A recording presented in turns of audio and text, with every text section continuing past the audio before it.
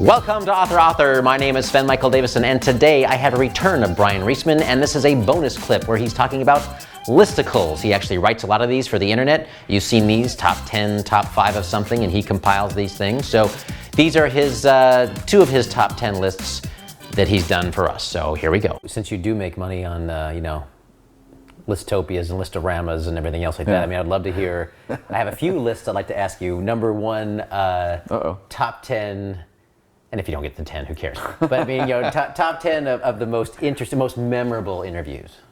I mean, the Rob Halford one, the first one, the Corvette, was the best because that's my favorite singer, and like to do that for 3 hours. You know, the first thing he said to me was like, "Well, I hope you're prepared to spend a couple hours in jail with me if we get pulled over because I forgot my wallet." And but it was fun. I think that Cradle of Filth one was funny just because they were in a funny mood and they had their heads down on the table, and half the time and they were just like, "Oh." I think the Amy Lee one from Evanescence was good because it was personal and she was very sweet. Just like me, like I've been into the rock music. I think the rock lifestyle corrupted me a little bit. You know, I definitely drank more and chased women more when in my 30s. But I'm not one of those people that's lived that lifestyle like on the edge and like, I do drugs and I do crazy stuff. You know, I like the music. I'm a music geek. But I get the respect of certain people because I'm not an idiot either.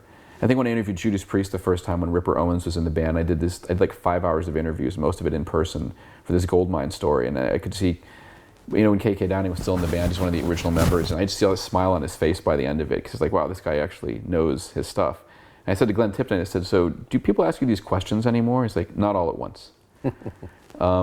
Tori Amos in person, like 3 or 4 years ago, was pretty cool, because I'd always followed her music, and I had done a phoner with her. I think when I did the phoner, she had done so many phoners, she admitted she was lying in bed with a pillow over her head, just, you know, and she gave me great stuff. At first I thought she might be bored, and then some of the times you play things back, and you're like, wow, that was really cool. Like she actually gave me good stuff. Just because sometimes the tone of someone's voice might not sound as enthused as you want it to be. Yeah. But then you go back and you play it back, you're like, wow, wait, there was actually a lot of really good stuff in there. Hugh Jackman in person twice, Les Mis and the Wolverine, he was just fun.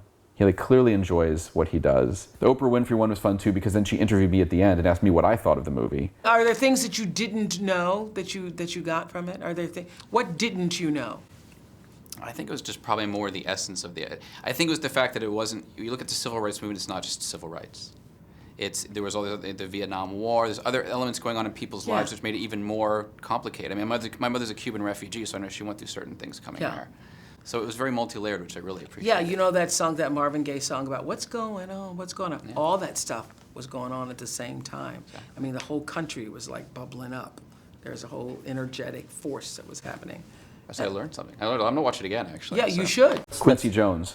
I did an hour-and-a-half phoner with him on a Friday night. He was really cool. He had all these great stories, man. I mean, he just went on. He didn't care. Mark Hamill and Irvin Kershner at the Star Wars DVD junket 2005.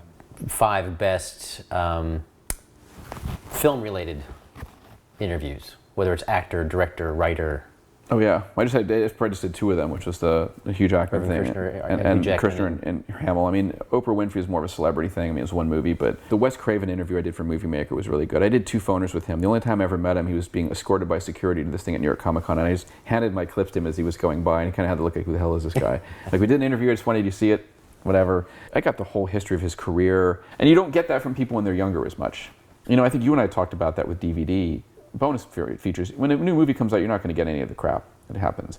When the 10th and 20th, 30th anniversary DVDs, Blu-rays come out, that's when you get the real stories and people are honest, because it doesn't matter anymore unless you're still friends. Like, yeah, that experience wasn't so good. Like, that director sucked, or we really shouldn't have done it this way. What other? Christopher Reeve, was that? Christopher Reeve, you're right. That was. I interviewed him a year before he died on the phone. I did a story for the Hollywood Reporter on celebrity philanthropists, and I was literally doing like little.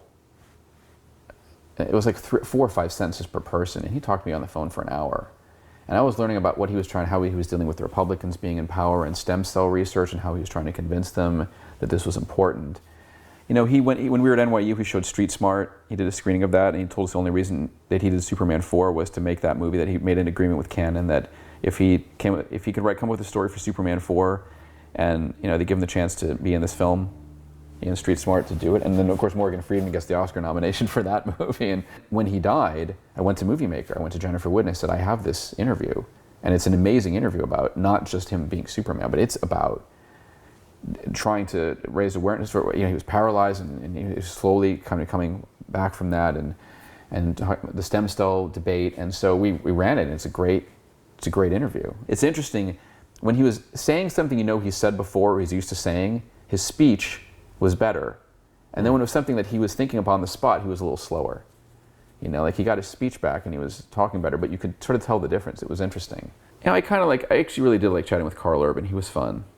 He's a newer star. We talked about Star Trek, and is there anything you can talk about this movie? He looked at me like, we're talking about J.J. Abrams here, really? So I met Alice Krige on the set of Sorcerer's Apprentice, and it was right after I was like, wait a minute, she was in Ghost Story, and now she's going on set. And Star Trek. Yes, and if I ever meet her again, I'm like, you still scared the hell out of me in that movie. That's just, and that's not easy to do. Oh, there's one other film it was really great. So Phantasm. So my friend Ed Peters was working publicity for Anchor Bay at the time. He did it for years and years, and I'm like, look, you're doing the reissue of Phantasm. I really want to get Angus Scrimm, who's the tall man, and the director Don Coscarelli on the phone at the same time. I was like, it's going to be hard. I don't know if we can do it. I'm like, Ed, trust me on this. It's like, okay. He finally arranges it. We do this 45-minute interview. At the end of it, Ed's like, I'm really glad you convinced me to do that. But at one point, Don's like, Angus, tell him about your Beatles liner notes. And Angus was like, oh yeah, when the Beatles came out, I didn't think I was writing liner notes for Capitol Records. I didn't think they were going to last, going to the ridiculous haircuts and the music. Basically the idea was I didn't really get it at the time, and I didn't think they were going to go anywhere. So he did liner notes for the Meet the Beatles American release, but he had his note, he didn't have his name put on it, or he changed his name on it. And you think years later oh man. And that was a great story that would not have happened if Dawn was not on the phone to say, hey, dude, remember that story? Because that's really interesting. In a way, it's almost better than an official book, because you get stories from people about the early days and other periods that some people might not be as forthcoming about or talk about in the same way. And I also wanted to write a book about the entire band, because everyone talks about John Bon Jovi as if he's Bon Jovi, but the fact is there are 5 guys in the band, and there's other people around them, songwriters, music video director, and other people who help make them huge. It's not just one person doing that. Please subscribe so my dad can make more videos like this. Thank you.